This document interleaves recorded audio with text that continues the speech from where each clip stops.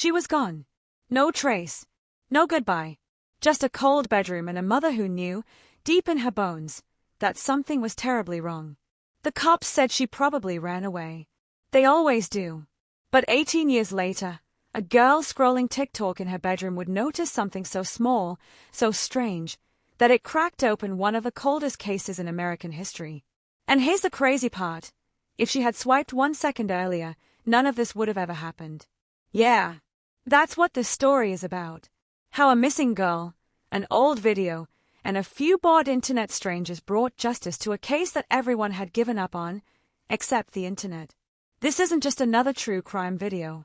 It's the story of how a group of nobodies, with no badges and no power, solved what law enforcement couldn't. And TikTok, it wasn't just the stage. It was the weapon. So sit tight, because the farther we go, the deeper it gets. And nothing, and I mean nothing, is what it seems. Let's go back to the very beginning. May 2nd, 2003. Pikeville, Kentucky. A town so small, you could blink and miss it. Jenny Hargrove, 16 years old, didn't show up for school that Friday. Her mum, Lorna, figured she overslept. But when she got home from the early shift at the diner, Jenny wasn't in her bed. Her school bag was on the floor. Her phone was still plugged in. Her wallet, still on the dresser. Lorna called her friends. Nothing. She called the school. Jenny never showed. By 6 p.m., the panic set in. Lorna went to the police station. She told them everything. Jenny wasn't the kind of girl who just ran off. No boyfriends.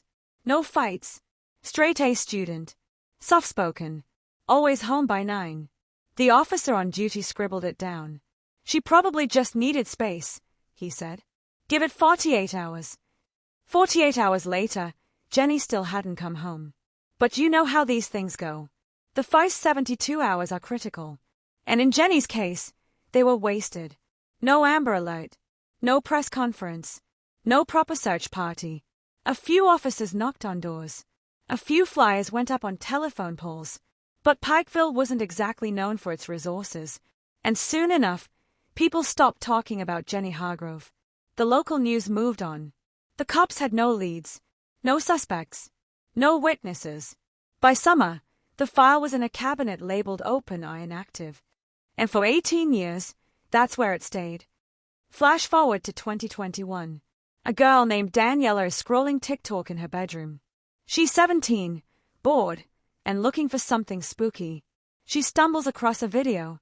It's low quality, kind of grainy. A tour of an abandoned cabin in the woods. The caption reads, "Found this place while hiking near Pikeville. Super creepy. Might be haunted." The account has maybe 300 followers. The video's got 200 views. Nothing special. But Daniela notices something weird. There's a calendar on the wall. The year says 2003. The video moves fast, but for a split second, there's a poster stuck behind a cracked mirror. It's just a flash. Blink and you'd miss it. But Daniela swears she saw a name. Jenny. She rewatches the video 5 times. Pauses it. Zooms in. It's blurry, but she's sure now. It says Jenny Hargrove, missing. She doesn't know the name, but something about it makes her feel off. She screenshots the frame and Googles the name. Nothing at first. But when she adds Pikeville to the search, one result pops up. A missing person post. Last seen May 2003. Same name. Same town. And that's when she knows. This isn't just a haunted cabin. This is something else. Now here's where it gets wild. Daniela could have just scrolled past. But she didn't. She posted a video. She shows the clip. Highlights the missing poster. Adds the caption. Anyone know who this is? Looks like a missing girl. She tags #truecrime, #coldcase, #missing person. The video goes viral. Within 24 hours, it hits 1.2 million views. Comments flood in. People start digging. Some say it's fake. Others start pulling public records. Reddit gets involved. An amateur sleuth named Casey finds a property record. The cabin belonged to a man named Henry Keegan. Former coal miner. Lived alone. Died in 2005. His name was never in the case file. A different user, @ClueChaser92, pulls up police reports. Keegan was arrested in 1996 for suspicious conduct involving a teenage girl at a bus stop. Charges were dropped. No follow-up. Another clue. Another gap. The internet does what it does best. They dig deeper than any cop ever did. And then someone finds it. A handwritten journal, listed on an estate auction site. Item 203. Personal journal. Henry Keegan. 1999 to 2003. One user pays $120 and gets it shipped. He posts scans online. The entries are disturbing, rambling, unhinged. But one page stands out. Dated May 5, 2003. I told her not to go, but she cried all night. I can still hear her sobs. She said she missed her mum. That line sets the internet on fire. Who's she? Why May 5th? Just 3 days after Jenny vanished. The TikTok thread explodes again. People start contacting the Pikeville PD. News outlets catch wind. And finally, the police reopen the file. The cabin was sealed off within 48 hours. Local law enforcement, for once, didn't waste time. Or maybe they just didn't want the embarrassment of TikTok solving a murder under their noses. They arrived with flashlights, gloves, and a crowbar. No camera crew. No press release. Just the hope that maybe, just maybe, it wasn't too late to find something. Inside, the air was thick. Dust choked the corners. Spiderwebs everywhere. But what mattered wasn't what they saw, it was what they heard. A creak under the floorboards. It wasn't dramatic. Just a slight, hollow groan beneath the far wall, behind what looked like an old coat rack and a stack of firewood. An officer moved the rack, pulled away the logs. Beneath was a crude wooden hatch, the kind you'd miss if you weren't looking hard. They opened it. A square pit, about 4 feet deep, dirt floor, and inside it, wrapped in what looked like an old bed sheet, were the bones. They didn't make a statement that night. But the next morning, the words came out. Remains discovered. Likely female. Awaiting DNA confirmation. Internet sleuths didn't wait. They swarmed TikTok, Reddit, Twitter, pulled every photo of Jenny Hargrove from old newspapers and digitized flyers, compared them to the approximate height of the skeleton, zoomed in on the sheet's pattern, pink roses, and found a match with a bed set sold at Walmart in 2002. One user even matched the stitching to a manufacturing defect mentioned in an archive customer review. People on the internet are terrifyingly good at this. But while the internet raced to build the story, Lorna Hargrove, Jenny's mother, got a call. And suddenly, everything she'd buried for 18 years came crashing back. They asked her to come in for a statement. She didn't cry. She just stared at the photo they laid on the desk, the calendar, the poster, the hatch. This, she said quietly, this is where she was the whole time. The officer nodded. We're doing everything we can. Lorna laughed. Not because it was funny. Because it was insulting. Where were you in 2003? He didn't have an answer. But then came the bombshell. The forensic team found a second set of bones. Smaller. Likely male. Rough estimate, 8 to 10 years old. No missing person file matched the description. And just like that, the case cracked open even further. 2 victims. One known. One completely off the books. So who was the boy? TikTok detectives went into overdrive. If Jenny was held in that cabin, was she alone? Or was the boy there too? And if so, what happened to him? A creator named Lex Grime ran a 12-part TikTok series diving into the question. She scoured newspaper archives for every missing child case in the region between 1995 and 2005. She found something odd. In October 2002, just 8 months before Jenny vanished, there was a fire reported near an abandoned schoolhouse in the same county. No one was hurt, but the firefighters noted a young boy in dirty clothes fleeing the scene. The sheriff at the time said it was probably a prank. No name, no follow-up, nothing. But the location, just 3 miles from the Keegan cabin. Lex Grime dropped that TikTok at 2:03 p.m. on a Thursday. By 3:40, a user named at Appalachian Ghosts posted something that made everyone freeze. An old video. Super low res. Timestamp, October 2002. It showed a blurry figure, small, maybe 4 feet 5 inches, barefoot, running through the trees. It was shot from a distance, clearly on a handheld camera. The caption, Little boy keeps running through our land. Leaves bones and toys behind. Creep. It was uploaded to YouTube in 2006. 1 view. Never commented on. Until now. Reddit pulled the metadata. IP address pinged from Pikeville. The username. Coalminer82. That was Henry Keegan's online alias. So now we had two things. A video of a mysterious boy, and confirmation Keegan was aware of him. Was he a prisoner too? Or something else? Police kept quiet, but the internet didn't. Someone located Keegan's will. Turns out, he left everything to a friend named Elijah. No last name. No DOB. Just one line. He helped keep the silence. That name, Elijah, sent a ripple through the threads. Posts started surfacing. In 2007, a man named Elijah Green was arrested in Lexington for trespassing in a closed property. When police searched his belongings, they found dozens of Polaroids of wooded cabins. Names scribbled on the backs. Some were smudged. But one name was clear. Jenny. That arrest record went nowhere. Charges dropped. He vanished after that. TikTok caught fire again. Now, it wasn't just about Jenny. It wasn't just about Henry Keegan. Now there was Elijah. And now everyone wanted to know, who the hell was he? Meanwhile, Lorna wasn't waiting for answers. She posted her first TikTok. Just her, sitting at her kitchen table, holding a photo of Jenny at 15. She never got to be 17, she said. Never went to prom. Never graduated. I never got to hug her goodbye. If you know anything about this man, Elijah, please say something. Anything. The video broke 10 million views. People started digging. One commenter mentioned that Elijah Green once worked in a traveling carnival. Another said he remembered seeing someone by that name working security at a fair in 2012 in Hazard, Kentucky. A girl posted a blurry photo from that fair. A man in the background, tall, gaunt, with a badge on his belt and a walkie-talkie. Zoomed in, the name tag said, E. Green. The hunt was on.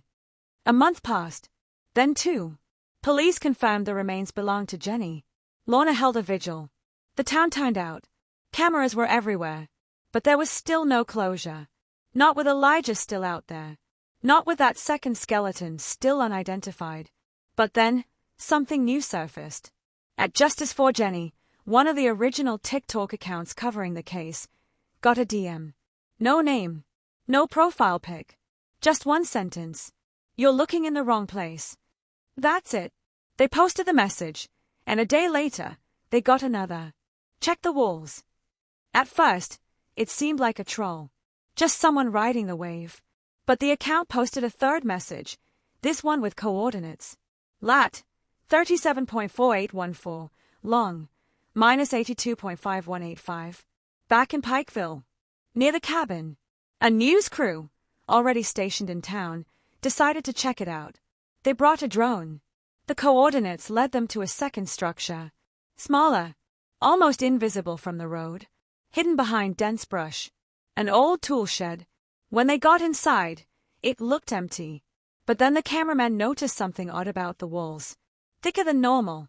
As if there was something behind them. Police were called.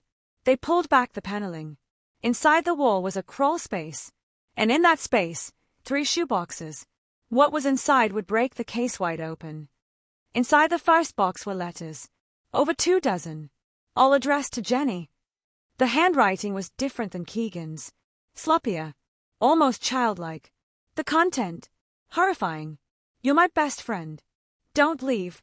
I'll get in trouble again. Keegan said I had to stay quiet. I miss the sun. Are you mad at me for telling? The letters went on and on.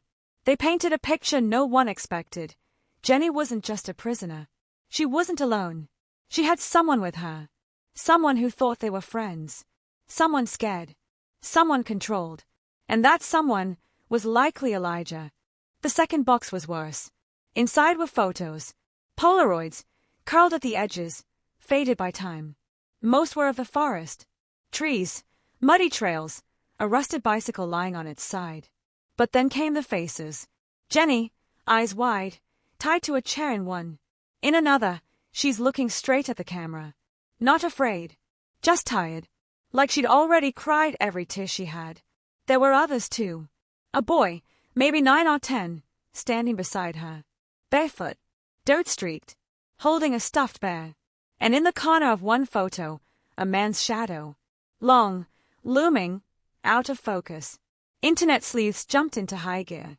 They analyzed the timestamps, matched the surroundings, tracked the direction of the sun in the photos to estimate the time of day. One photo, they realized, was taken just 2 days after Jenny disappeared, meaning she was alive and likely held captive for at least a week, possibly longer. And in all the photos, that boy is always close by, sometimes looking directly at the camera, sometimes watching Jenny, sometimes hiding. The story was changing again. What if Elijah wasn't just some random drifter? What if he had grown up in that cabin? What if he never left? The third box was different. It was full of cassette tapes, labeled by date, scribbled handwriting, some unreadable. The first one they played was from April 2003, a month before Jenny disappeared. The voice was unmistakable, Henry Keegan. Gravelly, slow, muffled like he was sitting right beside the recorder. "This one's for you, Elijah," he said. "You keep quiet. You keep still. You hear me? No more games. No more crying at night." Then static. Then more. "She's gonna come soon. And you're gonna be nice. No hissy fits. No hitting. You hear me?" Then another voice. Faint. Younger.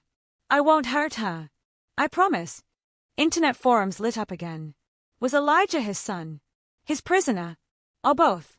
And what did he mean by "she's gonna come soon"? Had Keegan planned this? One theory took hold, that Jenny was abducted deliberately. Not by accident. Not out of opportunity. But because Keegan needed a playmate for Elijah. Like she was a gift. A twisted birthday present. And Elijah, born in the dark, raised behind boarded-up walls, didn't know any different. The police said nothing. They never do, when TikTok's 3 steps ahead. But then came the leak. A former technician working on the digitization of the tapes posted anonymously. There were over 50 recordings. Most of them were Keegan talking to Elijah. Others were harder to listen to. He didn't post them. Just summaries. One tape, from May 6th, had screaming in the background. Another, from May 10th, had Elijah sobbing, saying, "I didn't mean to. I didn't mean to." The worst one, May 12th, 2003. Dead silence for 2 minutes. Then Keegan's voice, low and slow. "Bury her deep. Don't let the animals get to her." That was likely the day Jenny died. That was when Elijah's part in this became impossible to ignore. But before you start judging, there's more. An old social worker came forward anonymously. Said she remembered a child named Elijah Green, with an extra E, from a group home in Hazard in 1995. Said he was deeply traumatized. Barely spoke. Covered in bruises. Had nightmares so loud he had to be moved to the basement dorm. He stayed there 6 months. Then one day, gone. No explanation. No follow-up. Just gone. She said a man claiming to be his uncle came to collect him. Showed ID. Signed the release. That man's name? Henry Keegan. But Keegan had no siblings. No nephews. No legal rights to custody. Which meant the state gave a child, a deeply disturbed, already abused child, to the very man who likely caused all of it. And nobody noticed. Nobody cared. By now, the town of Pikeville was swarming. News crews, true crime podcasters, TikTok creators, everyone wanted a piece of the story. But Lorna, Jenny's mother, wanted peace. She posted again. "I don't know who Elijah is," she said. "I don't know what role he played. But if he was just a boy, like Jenny, if he was forced, then I hope he's found peace too." That line broke something in people. Because up until then, Elijah was a ghost. A suspect. A question mark. But now he was human. Broken. Complicit. Possibly dangerous. But human. And suddenly, people wanted answers. Not revenge. And just like that, the tone shifted. It was a Reddit user that found the final clue. They were digging through archived town records when they spotted something strange. A missing census report from 2010. The file was blank, corrupted. They contacted the town hall. Turns out, that year, someone did a door-to-door verification in Pike County. At one property, an abandoned church used as storage, they noted movement inside. A man answered the door. Wouldn't give his name. Just said, "I'm the caretaker." They logged the visit and moved on. The signature on the form? Elijah Green. Same spelling. Same name. But the twist? That church was only 12 miles from the Keegan cabin, meaning he never left. And when they searched drone footage of the area from a construction survey in 2017, they saw it. A man. Slender. Pale. Standing at the back of the church. Watching. Then disappearing through a side door. They got the warrant a week later. Inside the church, they found a mattress, books, a small burner stove, a closet full of clothes, all clean, neatly folded, and taped to the mirror. A photo of Jenny, yellowed, creased, but preserved, like it mattered, like he still remembered.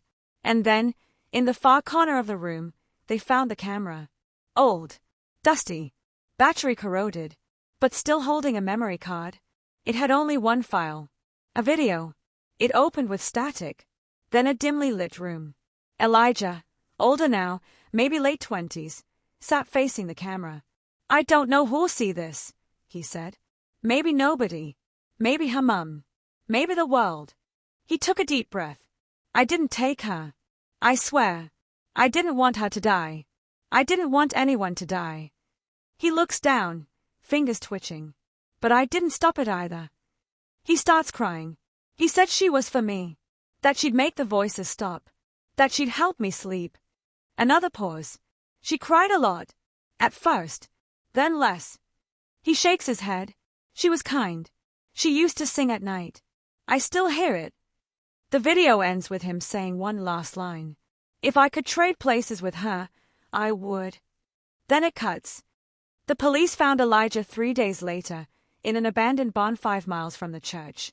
He didn't run. He didn't resist. When they cuffed him, he looked at the officer and said, "I'm tired." In custody, he answered every question. Said Keegan took him in when he was 7. Said he grew up thinking the world outside was poison. That leaving meant death. Said Jenny was the only good thing he ever knew. And when she tried to escape, Keegan beat them both. He said he held her hand the night she died. Said he buried her because he didn't want the coyotes to get her. He didn't ask for a lawyer. Didn't ask for a deal. Just said, "Tell her mum I'm sorry." So, what do you do with a man like that? A victim? A monster? A child who became a mirror of his captor? The courts didn't know. And neither did the public. Half of TikTok wanted him freed. The other half wanted him buried. But one voice cut through the noise. Lorna Hargrove. She stood on the courthouse steps, looked at the cameras, and said, "I forgive him." Not because he deserved it, but because she didn't want to carry the hate anymore. And just like that, the story that began with a missing girl and a TikTok scroll ended with something nobody saw coming. Grace. Elijah told them about the others 2 days into questioning. Not because he was hiding it, but because no one had asked the right question. When a detective finally said, "Were there any other kids?" he just nodded. "There was one before me," he said. Didn't talk much. Maybe 6 or 7. He didn't remember a name. Just that Keegan called him Mouse.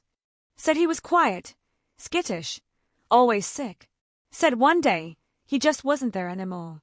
No grave. No goodbye. He never saw him again. Keegan told him Mouse went home. It sounded like a lie even to a child. That opened a second investigation. The task force began pulling every missing child report from the region between 1990 and 1996. Dozens surfaced. Most had been closed. A few hadn't. But one stood out. Tyrell T.J. McMillian. Last seen in 1994. Age 6. Reported missing from a gas station just off the highway near the West Virginia border. Mother said she went in to pay for gas. Came out. He was gone. Witness said they saw a man in a gray pickup parked nearby. Out-of-state plates. No suspects. No leads. The file went cold.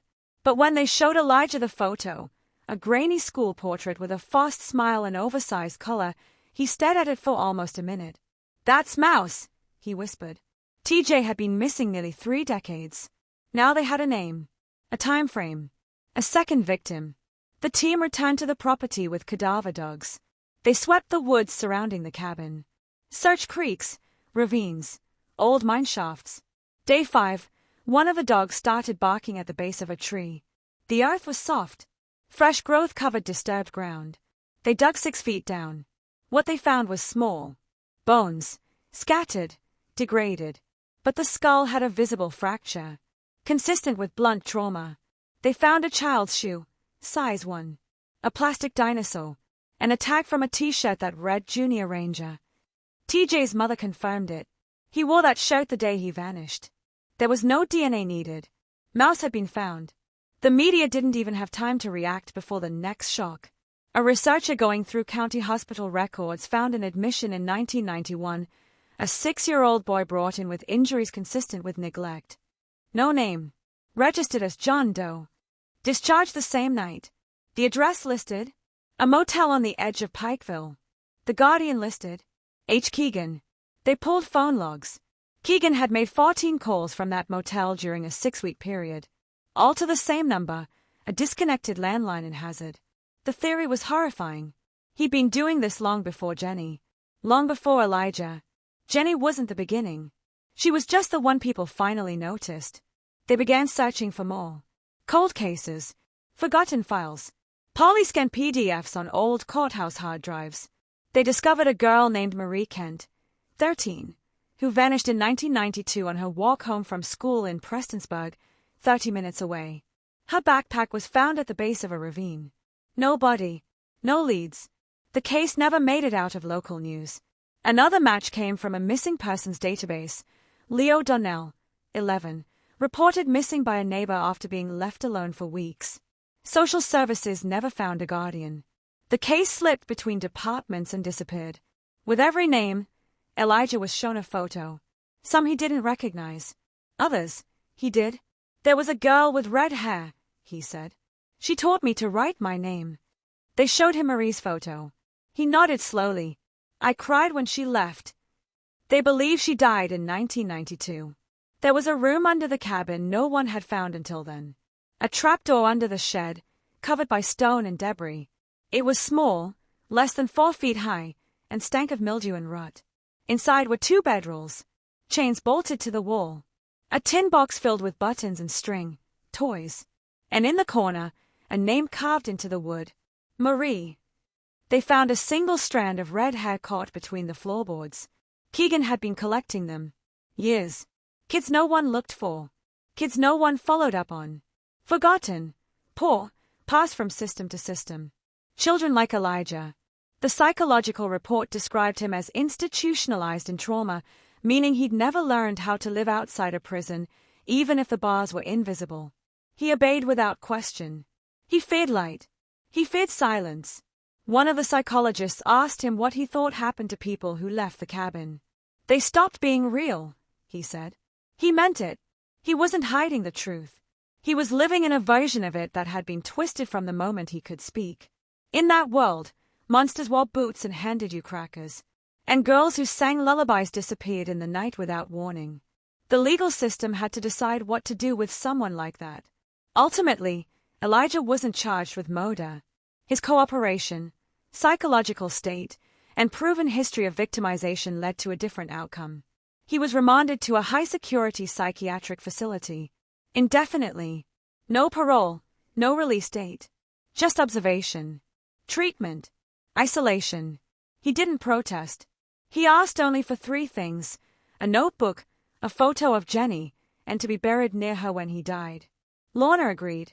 She sent the photo herself. It was the one from Jenny's 16th birthday. She had icing on her cheek and a crooked smile. She looked happy. That was the photo Elijah kept beside his bed until the day he died. 3 months later, he had a seizure in the night. The staff said it was peaceful. No struggle. No noise. Just quiet. Like he had been waiting to go. The case officially closed with 9 confirmed victims. But the number may be higher. Keegan had moved states 3 times between 1985 and 1990. Missouri, Georgia, West Virginia, all with gaps in records and unexplained travel. New task forces were formed to reinvestigate unsolved child disappearances during that window. Some say there may be a dozen more. Maybe even more than that. TikTok, of course, documented every step. Documentaries were made. Podcasts exploded. New specials aired. But one TikTok stayed pinned to the top of the thread. It was from Daniela, the girl who started everything. It showed the original video, paused on the poster in the mirror. Then it cut to a simple message in white text. Never underestimate what you see in the background. That video hit 93 million views. Daniela never posted another TikTok. She said she couldn't look at the app without seeing Jenny's face. She switched to Instagram. Travel posts. Book quotes. Sunsets. She said she wanted her feed to be full of things worth remembering. People moved on, like they always do. But in Pikeville, things changed. The cabin was torn down. The land fenced off. A plaque placed at the site, listing the known names of the victims. It reads, "They were not lost. They were failed. And now, they are remembered." Lorna visits once a year. She brings 2 flowers. One pink, one white. Pink for Jenny, white for Elijah. The last time she visited, she was asked if she felt justice had been done. She paused. "No. But I feel like someone finally cared enough to listen." That, in the end, was what this story became. Not just about a girl. Not just about a boy raised in darkness. But about how 100 strangers on the internet refused to let silence win. How one blurry TikTok sparked an investigation that police couldn't bury this time. Not because they suddenly got better, but because people were watching. And they didn't stop. The memorial in Pikeville was barely 6 months old when someone vandalized it. It wasn't the usual kind of vandalism. No spray paint. No broken plaque. Just a sticker, small, perfectly centered at the bottom of the stone. It said, "You missed one." That was all. The police shrugged it off as a cruel prank. Some angry kid trying to get attention. But on TikTok, the meaning spread fast. "You missed one" wasn't just a taunt. It was a challenge. And people took it seriously. A creator named @DataDive began pulling together a complete map of every reported child disappearance within 100 miles of Pikeville between 1985 and 2005. He compiled school records, newspaper clippings, even notes from church newsletters. It took him 3 weeks. His findings were published in a 40-minute breakdown titled "The Ones Still Missing." In total, he found 19 names not currently linked to Keegan, Elijah, or the official cold case list. Some had explanations, custody battles, confirmed sightings, later returns. But 5 didn't.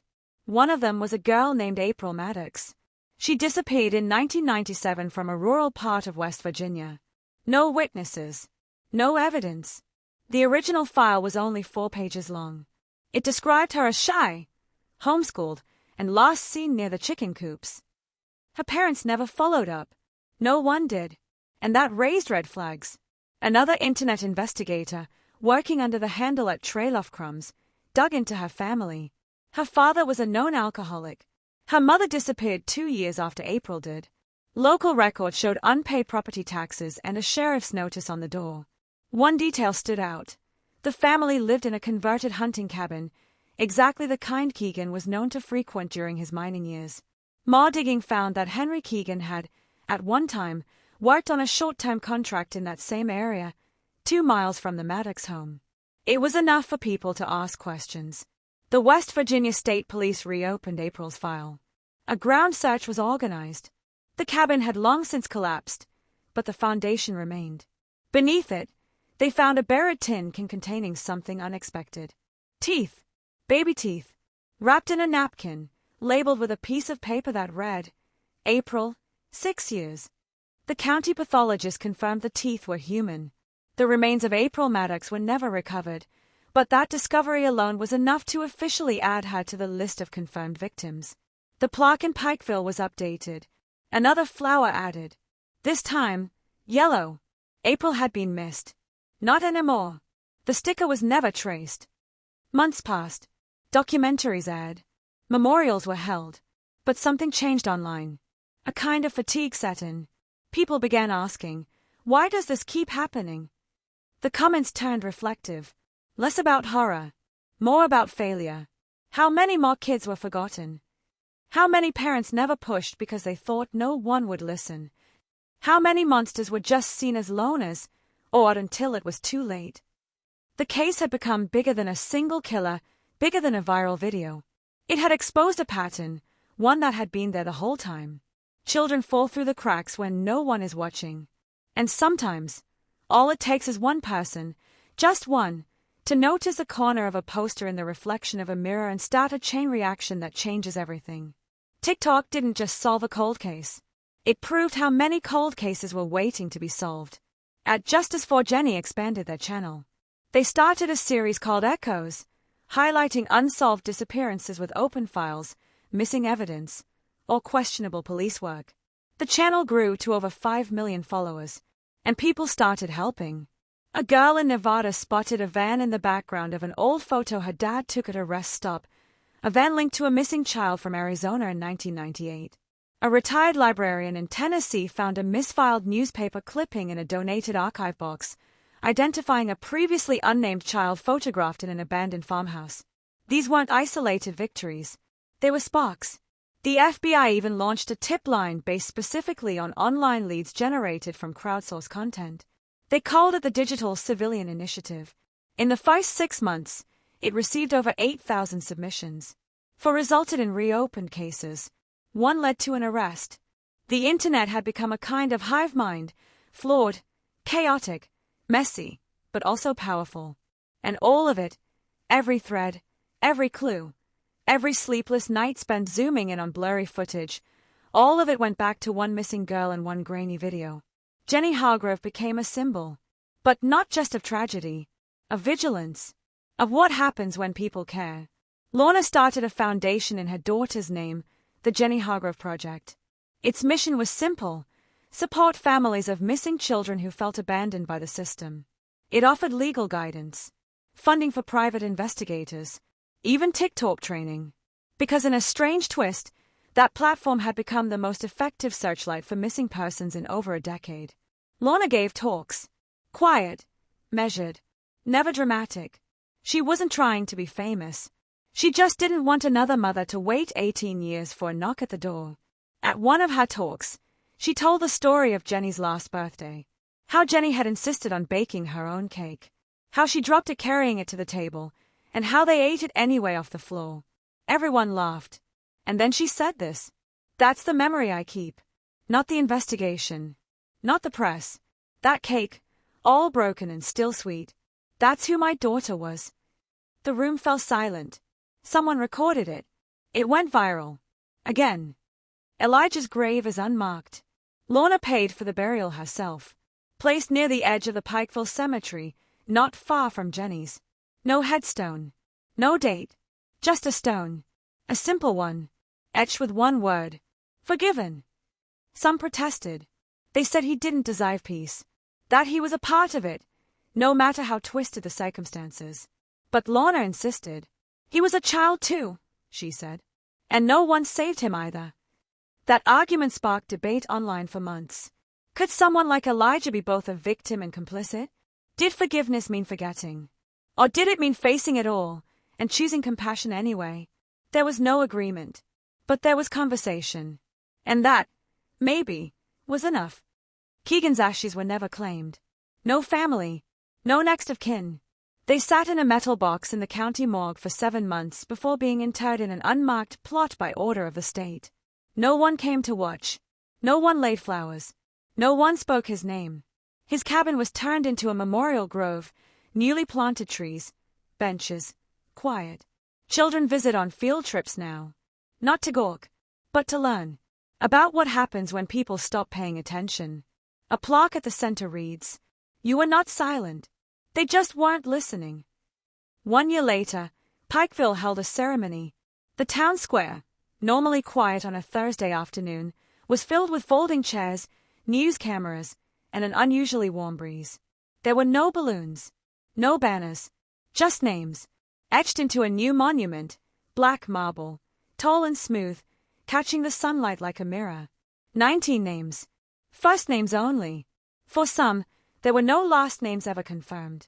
At the base, one simple line. Every one of them mattered. Lorna didn't speak that day.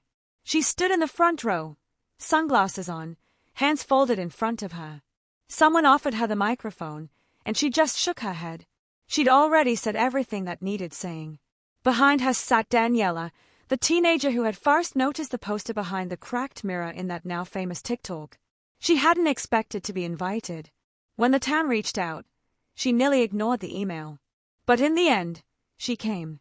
She stood next to the monument for a long time after the crowd had cleared, tracing the names with her fingers. "I almost swiped past," she said once, in an interview. "I was so close. 1 second earlier, I never would have seen it." She paused. "It makes me wonder how many things we don't see because we're just moving too fast." She wasn't the same girl who posted ghost videos and creepy hikes. She hadn't made a TikTok in 9 months. She said she doesn't need to anymore. Back in the city, one of the detectives on the original case, now retired, watched the ceremony on a small TV in the corner of his living room. He'd never spoken publicly, never gave a statement, never appeared in front of a camera. But watching the crowd, the flowers, the names, he stood up and walked over to a drawer. Inside was Jenny Hargrove's original missing person file. Yellowed, worn, the staples rusted from time. He removed the top page, the one with his own signature, the one where he'd written, "Likely runaway. Recommend limited follow-up." He stayed at it for a while. Then he took a lighter from his pocket and burned it. The file was scanned, digitized, preserved. The page meant nothing now. But to him, it meant everything. He said nothing as the paper curled and blackened in the sink. Just stood there, watching the flame until it was gone. The public obsession faded over time, as it always does. The hashtag slowed. The comments thinned. People moved on. But the system didn't stay the same. Following the fallout from the Pikeville case, several states passed new legislation requiring quarterly audits of all inactive missing person files. Some departments were forced to reopen hundreds of cases. Others found records lost, misfiled, or ignored. In Kentucky alone, 12 cases were reclassified as suspicious, leading to 5 arrests. One sheriff in Tennessee resigned after it was discovered he'd marked over 60 missing youth reports as resolved without any evidence. The ripple spread wider than anyone imagined. It wasn't justice. Not fully. Not perfectly. But it was more than there had been before. 2 years later, a school in West Virginia started a program called Jenny's Lens. It taught kids how to spot red flags, not just in real life, but online. How to look closer. How to trust your gut when something feels wrong. The classroom had a wall filled with printed out stills from the original TikTok video. Different frames, different angles. Students had to point out anything strange, missing items, reflections, clues. The final assignment was simple. Find something no one else noticed. One kid, a boy named Marcus, found a date scribbled on the back of a chair that hadn't been seen before. The date, April 1997. The year April Maddox disappeared. The teacher smiled, nodded, and said, "That's exactly the point." Not everyone liked what TikTok had become. Some called it trauma tourism, with strangers turning pain into content. Others argued it saved lives. Both were probably true. There were still people chasing views, still creators who capitalized on horror. But for every shallow grifter, there were 10 people in the comments asking, "Have the police seen this?" It was messy, imperfect, emotional, but human. And that, in the end, was the one thing the system had lost. People had become paperwork. Cases became numbers. But Jenny wasn't a number. She was a girl who liked strawberry lip gloss and baking her own cake. Elijah wasn't a statistic. He was a boy who believed the sky was poison because the only adult he ever knew told him so. And all the others, Mouse, Marie, April, they were more than names carved into stone. They were reminders, warnings, questions we never want to ask again. The plaque at the cabin reads as much, not with flowery language, not with big words, just 5 sentences. They cried, and no one heard. They screamed, and no one saw. They waited, and no one came. Until someone did. Don't wait to be someone. Kids leave flowers now when they visit. Plastic ones, mostly. Some write notes. Others draw pictures. One little girl left a sketch of a girl and a boy, holding hands, standing in a forest. The boy had tears. The girl had wings. There was no explanation. Just a small signature in crayon. For Jenny and her friend. The internet has moved on to other mysteries. But the core remains. People remember now. They ask more questions. They look harder. And every once in a while, a new video pops up. Blurry. Grainy. Shaky footage from an abandoned building or a rusted-out RV. Sometimes they are nothing. But sometimes, just sometimes, someone sees something. A name. A date. A face. And someone, somewhere, doesn't scroll past.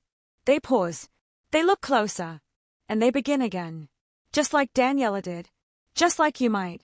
Because cold cases don't solve themselves. People do.